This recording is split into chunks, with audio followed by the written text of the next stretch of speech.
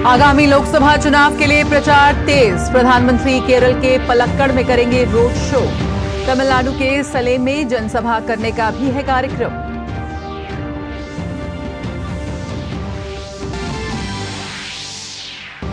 कांग्रेस कार्य समिति की आज होगी बैठक। पार्टी अध्यक्ष मल्लिकार्जुन खड़गे की अध्यक्षता में होने वाली बैठक में घोषणा पत्र को दिया जाएगा अंतिम रूप।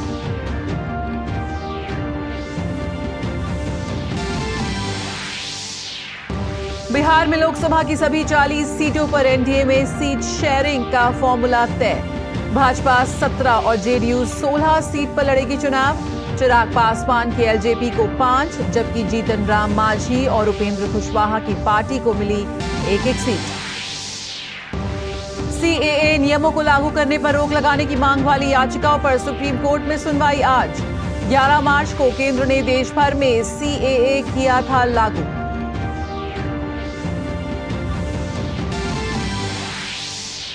मनी लॉन्ड्रिंग केस में जेल में बंद आप नेता संजय सिंह की जमानत याचिका पर सुप्रीम कोर्ट में सुनवाई आज। बीआरएस नेता के कविता की याचिका पर भी शीर्ष अदालत करेगी गौर।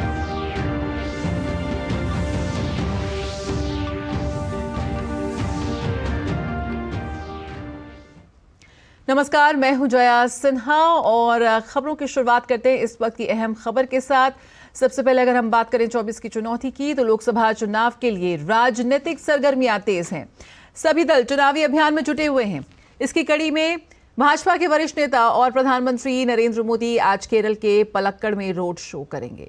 प्रधानमंत्री इसके बाद तमिलनाडु जाएंगे, जहां वे सलेम में एक चुनावी रैली को संबोधित करेंगे।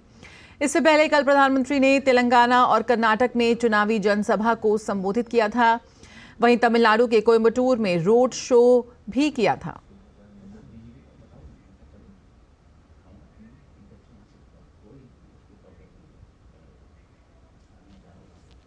प्रधानमंत्री नरेंद्र मोदी ने तेलंगाना में लोगों से आग्रह किया है कि वो तकनीकी के जरिए उनकी भाषा में बात करें और यदि उन्हें कोई त्रुटि मिलती है तो उसे सुधारें। सोमवार को तेलंगाना के जगतियाल शहर में आयोजित एक सार्वजनिक सभा में अपने भाषण के दौरान प्रधानमंत्री ने उनसे नमो ऐप पर लॉगिन करने और तेलुगु में उनके भाषणों को तकनीक के माध्यम से तेलुगु में सुनने का आग्रह किया। आप लोगों से लगातार बात करना चाहता हूं और इसलिए मैंने टेक्नोलॉजी का उपयोग किया है।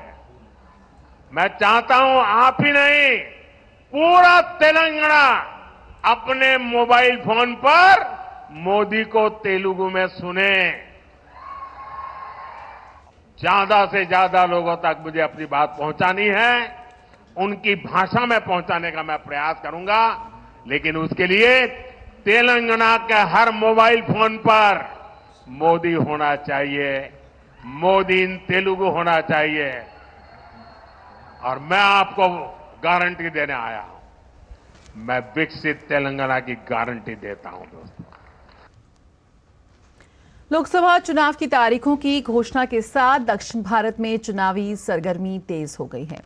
तमिलनाडु में डीएमके और कांग्रेस के बीच सीटों का बंटवारा हो चुका है। इसके अलावा केंद्र शासित प्रदेश पुडुचेरी को लेकर दोनों दलों में समझौता हुआ है।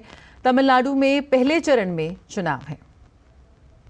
लोकसभा के चुनावी शंखनाद के बाद सभी दलों ने मैदान में उतरने के लिए कमर कस ली है। तारीखों की घोषणा के साथ ही दलों के बीच सीटों को लेकर अंतिम समझौता होना शुरू हो चुका है। तमिलनाडु और पुदुचेरी के लिए डीएमके और कांग्रेस के बीच सीटों का समझौता हो चुका है। तमिलनाडु में डीएमके 21 सीटों पर चुनाव लड़ेगी, वहीं कांग्रेस 9 सीटों पर चुनाव लड़ेगी। तमिलनाडु में कांग्रेस विरुधुनगर, शिवगंगा के अलावा तिरुनेलवेली, कन्याकुमारी, माइलादुरई, करूर, कृष्णागिरी, तिरुवल्लूर और कुड्डालोर सीट पर अपने प्रत्याशी उतारेगी। डीएमके ने कांग्रेस को तिरुनेलवेली सहित 3 नई सीट देने का फैसला किया है। इसके अलावा पुदुचेरी की सीट भी कांग्रेस के खाते में गई है। 9+1, that is including Pondicherry. We have got the expected seats and DMK has been very generous to give us the seats which we were asking for. So we are really happy about it. वहीं तमिलनाडु में DMK और कांग्रेस के बीच 30 सीटों के बंटवारे के बाद बची हुई 9 सीटों के लिए डीएमके ने एमडीएमके और अन्य दलों से बातचीत की है। वीसीके, सीपीआई, सीपीआईएम 2-2 सीटों पर, केडीएमके, IUML और MDMK एक-एक सीट पर चुनाव लड़ेगी। DMK and MDMK with allied parties entered into an agreement on 8th March 2024. Dravida Munnetra Kalagam Trichy constituency has been allotted to MDMK. Congress और डीएमके के बीच सीटों के बंटवारे के समय तमिलनाडु के मुख्यमंत्री एमके स्टालिन और कांग्रेस नेता मौजूद थे। इस दौरान एक दूसरे को समझौते की कॉपी साझा करते हुए देखा जा सकता है। तमिलनाडु की सभी 39 सीटों पर पहले चरण में 19 अप्रैल को चुनाव होने हैं। तमिलनाडु में 39 सीटों में 7 सीट आरक्षित है। पहले चरण में होने वाले चुनाव के लिए 20 मार्च को चुनाव की अधिसूचना जारी होगी। 27 मार्च तक नामांकन किए जा सकेंगे। DD news. और नई दिल्ली में भाजपा कोर ग्रुप की बैठक हुई, जिसमें केंद्रीय गृह मंत्री अमित शाह और भाजपा के राष्ट्रीय अध्यक्ष जेपी नड्डा भी मौजूद रहे। बैठक में लोकसभा चुनाव के लिए बाकी बची सीटों पर उम्मीदवारों के नाम को लेकर चर्चा की गई। पार्टी अपनी पहली 2 केंद्रीय चुनाव समिति की बैठक में तकरीबन 260 उम्मीदवारों के नामों की घोषणा कर चुकी है। तो ऐसे में बाकी बची हुई सीटों पर कोर ग्रुप ने आला कमान के साथ मंथन किया।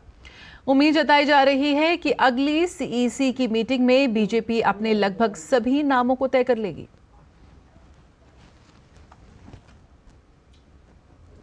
कांग्रेस कार्य समिति की आज बैठक होगी। इसमें लोकसभा चुनाव के लिए पार्टी के घोषणा पत्र को अंतिम रूप दिया जाएगा।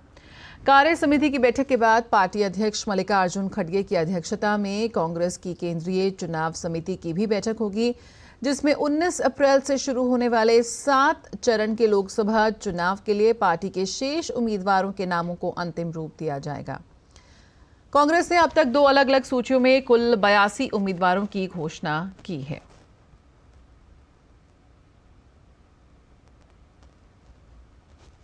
बिहार में राष्ट्रीय जनतांत्रिक गठबंधन के सहयोगियों ने लोकसभा चुनाव के लिए सीट बंटवारे के समझौते को अंतिम रूप दे दिया है। भारतीय जनता पार्टी, जनता दल यूनाइटेड, लोक जनशक्ति पार्टी, हिंदुस्तानी आवाम मोर्चा और राष्ट्रीय लोक मोर्चा एनडीए गठबंधन बिहार में एक साथ होकर चुनाव लड़ेगा। गठबंधन के अंतर्गत राज्य में कुल 40 सीटों में से भाजपा 17 सीटों पर, जनता दल यूनाइटेड 16 सीटों पर और लोक जनशक्ति पार्टी 5 सीटों पर चुनाव लड़ेगी। पूर्व मुख्यमंत्री जीतन राम मांझी के नेतृत्व वाला हिंदुस्तानी आवामी मोर्चा और उपेंद्र कुशवाहा का राष्ट्रीय लोक मोर्चा राज्य में एक-एक सीट पर चुनाव लड़ेंगे। गठबंधन में पशुपति पारस की लोक जनशक्ति पार्टी को एक भी सीट नहीं मिली है। लोकसभा चुनाव की घोषणा के बाद एनडीए ने बिहार में अपने गठबंधन को अंतिम रूप दे दिया। बिहार की 40 लोकसभा सीटों में से 17 पर भाजपा, 16 पर जनता दल यूनाइटेड, 5 सीटों पर लोक जनशक्ति पार्टी रामविलास, 1 सीट पर मांझी की पार्टी हिंदुस्तानी आवाम मोर्चा सेक्युलर और 1 ही सीट पर ही उपेंद्र कुशवाहा की पार्टी राष्ट्रीय लोक मोर्चा चुनाव लड़ेगी। बीजेपी के बिहार प्रभारी विनोद तावड़े ने एनडीए नेताओं के साथ एक प्रेस कॉन्फ्रेंस कर एनडीए गठबंधन की सभी सीटों का ऐलान किया। उन्होंने कहा कि फॉर्मूले पर चर्चा हुई और एनडीए गठबंधन में शामिल सभी दलों ने इसे स्वीकार कर लिया है। भारतीय जनता पार्टी 17 सीटें एनडीए के साथ लड़ेगी। जनता दल यूनाइटेड 16 सीटों पर एनडीए के साथ लड़ेगी। लोक जनशक्ति पार्टी 5 सीटों पर, हिंदुस्तानी आवाम मोर्चा 1 सीट पर और राष्ट्रीय लोक मोर्चा 1 सीट पर, ऐसे सीटों का बंटवारा हमने आपस में कर लिया है। अब इस नए गठबंधन के स्वरूप के साथ हम लोग का विश्वास और ज्यादा पुख्ता होता है कि जो लक्ष्य प्रधानमंत्री जी ने दिया है उसको तो हम पूरा करेंगे ही, पर एक हल्की सी चूक जो 2019 में रह गई थी, 1 सीट से जो हम लोग रह गए थे, इस बार 40 की 40 सीटें जीतकर प्रधानमंत्री जी को प्रधानमंत्री पद पर बैठाने के लिए हम सब संकल्पित हैं। 16 सीटों की उम्मीद थी। अब हमको लगता है कि ठीक है, माननीय नेता के कंसेंट से ही हुआ होगा सब। 40 सीट एनडीए जीतेगी। बिल्कुल बिल्कुल 100%। गौरतलब है कि गठबंधन में पशुपति पारस की लोक जनशक्ति पार्टी को एक भी सीट नहीं मिली है। पारस ने कुछ दिन पहले ही बगावत के संकेत देते हुए कहा था कि उनके पास विकल्प खुले हुए हैं। 2019 के चुनाव में 3 पार्टियों के गठबंधन में हम चुनाव लड़े थे। इस बार 5 पार्टियों के गठबंधन में चुनाव लड़े। पशुपति पारस के नाराज, उनसे वार्ता चल रहा है। बिहार में 7वें फेज में लोकसभा के चुनाव होने हैं। साल 2019 के लोकसभा चुनाव में एनडीए को 39 सीटें मिली थीं। इसमें बीजेपी, जेडीयू और लोक जनशक्ति पार्टी ने 7 चुनाव लड़ा था। कांग्रेस को सिर्फ 1 सीट पर जीत प्राप्त हुई थी। ब्यूरो इनपुट के साथ विक्रमजीत सिंह की रिपोर्ट, डीडी न्यूज। और लोकसभा चुनाव का बिगुल बज चुका है। देश में किसान एक ऐसा वर्ग है जिसको साधने की कोशिश सभी राजनीतिक दल कर रहे हैं। मध्य प्रदेश के किसानों के भी कई मुद्दे हैं जिसको ध्यान में रखकर एमपी के किसान इस बार वोट करने जा रहे हैं। डीडी न्यूज संवाददाता आदित्य श्रीवास्तव ने भोपाल के समीप एक गांव में जाकर अन्नदाता किसान के मन को टटोलने की कोशिश की। किसान इस बार कैसी सरकार चाहते हैं, ये रिपोर्ट देखिए।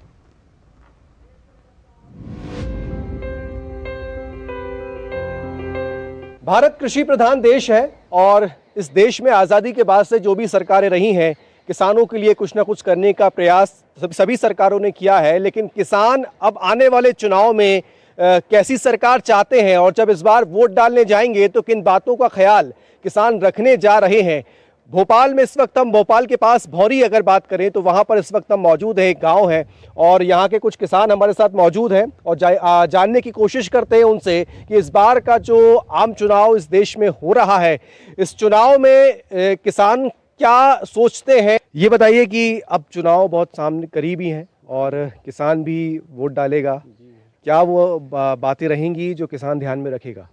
सर, ये क्या किसानों के लिए बहुत ही वो किया है, सम्मान निधि है और जो बीमा की फसल वगैरह, ये यानी कि भारतीय जनता पार्टी ने बहुत अच्छा काम किया किसानों के लिए। किसान मजबूत हुआ है पिछले कुछ सालों में या इस बार के चुनाव में किसान क्या सोच रहा है?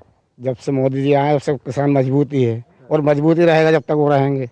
और जब राम को लेके आए तो उनको हम भी लाएंगे। एमएसपी को लेकर बड़े किसान आंदोलन भी कर रहे थे देश के अंदर और कई मुद्दा वो किसानों ने रखा। क्या सरकार ने उचित मूल्य दाम नहीं दिया सरकार को? क्या पूरा दिया सर, पूरा मूल्य दिया और पूरा प्रयास कर रही है कि किसान आगे बढ़े। कांग्रेस ने कुछ काम किए हैं आपको ऐसा लगता है? सर, कुछ भी नहीं किए 60 साल में उन्होंने। कांग्रेस सरकार 60 साल में किसानों को क्या 300 रुपये 1000 रुपये गल्ला तुलता था, आज देखो 2500 हो गया। कांग्रेस तो हमेशा वादे ही करती है, करती कुछ नहीं है। 60 सालों में राम मंदिर का कभी उनने सोचा? सिर्फ बीजेपी की सरकार नरेंद्र मोदी ने सोचा। बात से ये निकलकर सामने आ रहा है कि मुद्दे एकदम साफ है, किसको चुनना है ये भी लगभग उन्होंने तय कर लिया है। बस उस दिन का इंतजार है जब मतदान होगा इनके क्षेत्र में और ईवीएम पे बटन दबाने जाएंगे। कैमरामैन गौरव के साथ आदित्य श्रीवास्तव, डीडी न्यूज, भौरी गांव, भोपाल।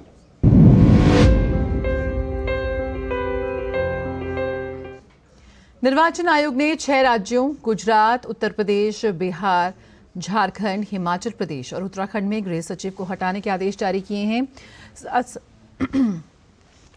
साथ ही मिजोरम और हिमाचल प्रदेश में सामान्य प्रशासनिक विभाग के सचिव को भी हटा दिया गया है। चुनाव आयोग ने पश्चिम बंगाल के पुलिस महानिदेशक को हटाने के लिए भी आवश्यक कार्रवाई की है।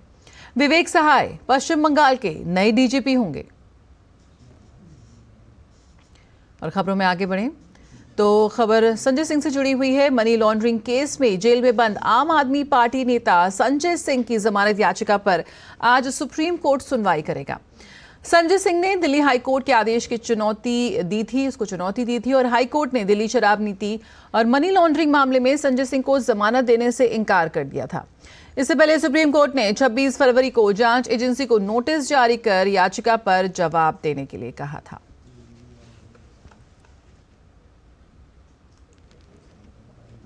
भारत राष्ट्र समिति के नेता के कविता ने दिल्ली आबकारी नीति घोटाला मामले में प्रवर्तन निदेशालय द्वारा अपनी गिरफ्तारी को चुनौती देने वाली याचिका पर सुप्रीम कोर्ट आज सुनवाई करेगा।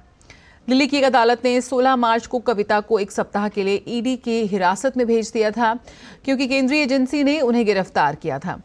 संविधान के अनुच्छेद 32 के तहत रिट याचिका के रूप में दायर याचिका में धन शोधन रोकथाम अधिनियम के तहत उनकी गिरफ्तारी को चुनौती दी गई है। ईडी ने दावा किया है कि कविता शराब व्यापारियों की एक साउथ ग्रुप लॉबी से जुड़ी थी, जो 2021 और 22 के लिए अब रद्द की गई है। दिल्ली आबकारी नीति के तहत एक बड़ी भूमिका निभाने की कोशिश वो कर रही थी। सुप्रीम कोर्ट में आज नागरिकता संशोधन कानून पर रोक लगाने की मांग वाली याचिकाओं की सुनवाई होगी। Indian union of Muslim league ने नियमों के कार्यान्वयन पर रोक लगाने की मांग करते हुए सुप्रीम कोर्ट का दरवाजा खटखटाया था। इसमें मांग की गई थी कि इस कानून पर रोक लगाने की जरूरत है और इसके जरिए मुस्लिम समुदाय के व्यक्तियों के खिलाफ कोई कठोर कदम नहीं उठाया जाए। केंद्रीय गृह मंत्रालय ने 11 मार्च को CAA के नियमों के कार्यान्वयन को अधिसूचित किया था। ये कानून अफगानिस्तान, बांग्लादेश और पाकिस्तान से 31 दिसंबर 2014 से पहले भारत आए हिंदू, सिख, जैन, बौद्ध, ईसाई और पारसी शरणार्थियों के लिए इन देशों के वैध पासपोर्ट या भारतीय वीजा के बिना भारतीय नागरिकता प्राप्त करने का मार्ग प्रशस्त करता है।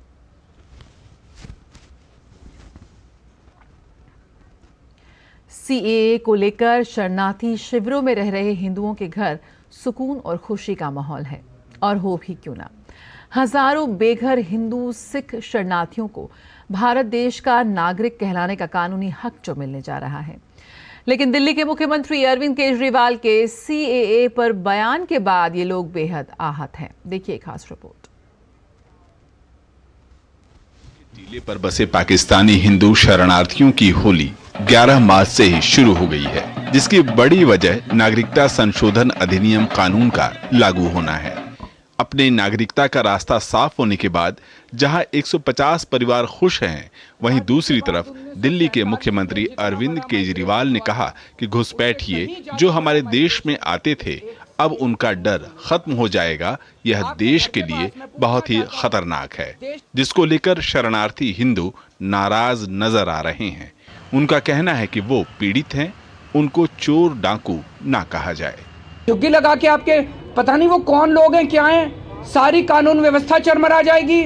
चोरियां, डकैतियां, बलात्कार बढ़ेंगे हमारे देश के अंदर, पूरी कानून व्यवस्था, और पता नहीं कैसे कैसे लोग आएंगे वहाँ पे। सुरक्षा व्यवस्था, हमारे देश की सुरक्षा व्यवस्था का क्या होगा। हमें तो बहुत खुशी हो रही है जी, ये लागू किया तब से हम बहुत खुश हैं, और यही सरकार से भी खुश हो रहे हैं, क्योंकि सरकार ने इतनी सारी हमें मान सम्मान हम दे के उनको सरकार को धन्यवाद बोलना चाहते हैं, क्योंकि हमारी नागरिकता कर दी है। बाकी जो विरोध कर रहे हैं, बस भगवान राम जी उसको ज्ञान दे, उनको कुछ ना कुछ दिल में मन में जो भी है भावनाओं, वो हमारी दुश्मनाई सोच रहा है, जो कह रहे हैं कि वो विरोध ये है, ये चोर हैं, डाकू हैं, वो ना कहे हमें।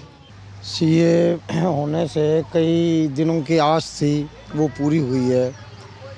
इस हिसाब से जैसे कि हमें पाकिस्तान की जेलों से छुटकारा मिल चुका है हिंदू शरणार्थी परिवारों को, क्योंकि पासपोर्ट उन्हीं के बनने पड़े हैं। इनका जो केजरीवाल का ये सही बयान नहीं है, इनको सोचना चाहिए कि हमने क्या दिया है और हमसे क्या लिया। देखो, ये भी भुगतेंगे, जो किसी गरीब के साथ अन्याय करेंगे ना, उनके साथ भी अन्याय होगा। कानून के वक्त मजनू के टीले कैंप में जिस बच्ची का नाम नागरिकता रखा गया था, उसके चेहरे की निश्चल मुस्कुराहट गवाह है कि बड़ों से लेकर बच्चे तक सबको इस कानून से खुशी मिली है। हम निवेदन करते हैं कि हम आगे की अच्छी सी ज़िंदगी बिताने जा रहे हैं, हमारी बच्चों की ज़िंदगी बनने के लिए जा रही है, तो हम मोदी सरकार का बहुत बहुत धन्यवाद देना चाहते हैं।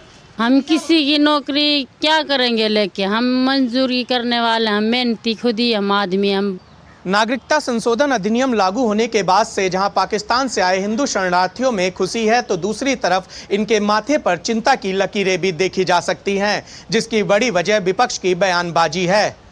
कैमरा पर्सन विश्वबिंदु के साथ निशांत राय, DD न्यूज़, दिल्ली। और खबरों में आगे बढ़ते हैं। रक्षा मंत्री राजनाथ सिंह ने अमेरिका के रक्षा सचिव लॉयड ऑस्टिन के साथ फोन पर बातचीत की है। दोनों मंत्रियों ने पिछले साल संपन्न भारत अमेरिका रक्षा सहयोग रोड मैप को लागू करने के तरीकों और साधनों पर चर्चा की। भारतीय शिपयार्डों में अमेरिकी नौसैनिक जहाजों की मरम्मत जैसे अन्य रक्षा औद्योगिक सहयोग मुद्दों पर भी संक्षेप में चर्चा की गई। अमेरिकी रक्षा सचिव ने हिंद महासागर क्षेत्र में एंटी पायरेसी ऑपरेशन चलाने में भारतीय नौसेना द्वारा निभाई जा रही महत्वपूर्ण भूमिका की सराहना की। रक्षा मंत्री ने सोशल मीडिया साइट एक्स पर बातचीत की जानकारी साझा करते हुए लिखा, रक्षा सचिव लॉयड ऑस्टिन के साथ फोन पर बातचीत की, जिसमें द्विपक्षीय, क्षेत्रीय सुरक्षा और रक्षा सहयोग के मुद्दों पर संक्षेप में चर्चा हुई। हमने भारत अमेरिका रक्षा सहयोग रोड मैप को लागू करने के तरीकों और साधनों पर भी चर्चा की, जो पिछले साल संपन्न हुआ था। लोकसभा चुनाव से पहले कर्नाटक में एक नया विवाद सामने आया है। बेंगलुरु में दुकान में हनुमान चालीसा बजा रहे दुकानदार की समुदाय विशेष के लोगों ने पिटाई कर दी। बीजेपी के सांसद तेजस्वी सूर्या बेंगलुरु में घटनास्थल पर पहुंचे और पीड़ित दुकानदार से मुलाकात की। इस मौके पर उन्होंने कांग्रेस सरकार पर निशाना साधते हुए कहा कि कांग्रेस की सरकार बनने के बाद से राज्य के हालात काफी खराब हो गए हैं। Ever since the Congress government has come to power in Karnataka, we are witnessing the emboldening of a certain section of vested interest groups who do not bode well, who do not wish well for the harmony of the society. Just a few weeks after the Congress government came to power in Karnataka, we saw in Shimoga, in Bijapur, in Kolar and in certain parts of Bengaluru, large processions taken out by radical groups which tried to provoke certain sections of the society. Large talwars of 20-25 foot longs were carried in these processions. The police and the government gave permissions for these large processions, knowing very well that these processions can cause communal disharmony. वीरता और शौर्य के प्रति केंद्रीय reserve police बल आज अपना 85वां दिवस मना रहा है।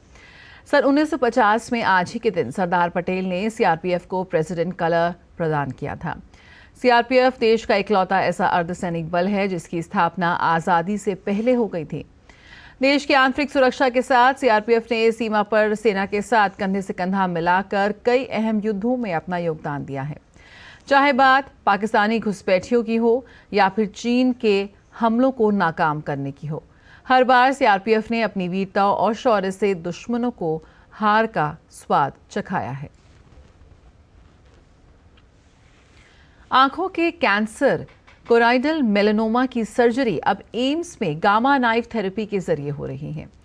एम्स दिल्ली देश का पहला अस्पताल है जहां इस तकनीक के जरिए आंखों के कैंसर की सर्जरी होती है। कोराइडल मेलानोमा आंखों के पिछले हिस्से में होता है। देश में इस कैंसर के मामलों में बढ़ोतरी देखने को मिल रही है। देखते हैं खास रिपोर्ट। अंदर पाया जाने वाला कैंसर कोरोइडल मेलानोमा की सर्जरी अब नई दिल्ली के एम्स में हो रही है। एम्स दिल्ली देश का पहला अस्पताल है जहां गामा नाइफ थेरेपी के जरिए आंखों की कैंसर की सर्जरी हो रही है। इस थेरेपी के जरिए कोई बड़ा ऑपरेशन करने की जरूरत नहीं होती है। ज़्यादातर ये पाया गया है कि ये कैंसर जो है फेयर स्किन जिन लोगों की होती है, फेयर स्किन, लाइट आइज, उसमें ज़्यादा कॉमन, वेस्ट से तो ऐसे ही रिपोर्टेड है। बट हम देख रहे हैं कि इंडिया में भी इसके काफ़ी केसेस अभी एम्स में आ रहे हैं। तो ये इस तरह का ये जो आई कैंसर है ये लाइफ थ्रेटनिंग है और इसका अर्ली डायग्नोसिस और ट्रीटमेंट बहुत ज़रूरी है। एम्स बीते 2 साल से गामा थेरेपी के जरिए आंखों के कैंसर का इलाज कर रहा है। अब तक 15 मरीज इसका लाभ उठा चुके हैं। पिछले 2 साल से आंखों का कैंसर का इलाज गामा नाइफ के द्वारा ये भारतवर्ष में आई थिंक सिर्फ हमारे सेंटर में हो रहा है। पहले वो जो ट्रेडिशनल इलाज चलता था ब्रेकी थेरेपी, जिसमें कि वो एक रेडियो आइसोटोप रिलीजिंग सब्सटेंस आँख में डालते थे और वो एक इन्वेजिव तरीका है करने का इलाज और हर जगह उपलब्ध भी नहीं है। गामा नाइफ से ये एक नॉन इन्वेजिव हो जाता है, मतलब इसमें कोई बड़ा ऑपरेशन करने की जरूरत नहीं है। एम्स नई दिल्ली में हर महीने 2 मरीज कोरोइडल मेलानोमा ट्यूमर के आते हैं। देश में 40 साल के उम्र के लोगों में ये कैंसर देखने को मिल रहा है, जिसे नियमित जांच के जरिए ही पकड़ा जाता है। डॉक्टरों का कहना है कि गामा नाइफ थेरेपी के जरिए 80% मरीजों में ट्यूमर नियंत्रित हुआ है। Nitendra Singh, DD news, Delhi. और तालिबान ने पाकिस्तानी हवाई हमलों का मुंहतोड़ जवाब देते हुए पाकिस्तानी सैन्य चौकियों को ध्वस्त कर दिया है। अफगान रक्षा मंत्रालय ने कहा कि पाकिस्तान की आक्रामकता का जवाब देते हुए तालिबान के सीमा बल ने भारी हथियारों के साथ पाकिस्तानी सैन्य केंद्रों को निशाना बनाया है। सोमवार को डूरंड रेखा पर तालिबान और पाकिस्तानी सीमा सुरक्षा बलों के बीच झड़प हो गई थी। इसके बाद पाकिस्तान की ओर से रॉकेट हमले किए गए और फिर पाकिस्तान ने अफगानिस्तान के खोस्त और पक्तिका प्रांतों में हवाई हमले किए, जिससे दोनों देशों के बीच तनाव और बढ़ गया। अफगानी रक्षा मंत्रालय ने कहा कि पाकिस्तानी लड़ाकू विमानों ने एक बार फिर अफगान क्षेत्र में प्रवेश किया। उन्होंने पक्तिका प्रांत के बारमेल जिले और खोस्त प्रांत के सेपेरा जिले में बमबारी की है। खबरों का सिलसिला जारी रहेगा, लेकिन फिलहाल इस बुलेटिन में इतना ही। मुझे दीजिए इजाजत। नमस्कार।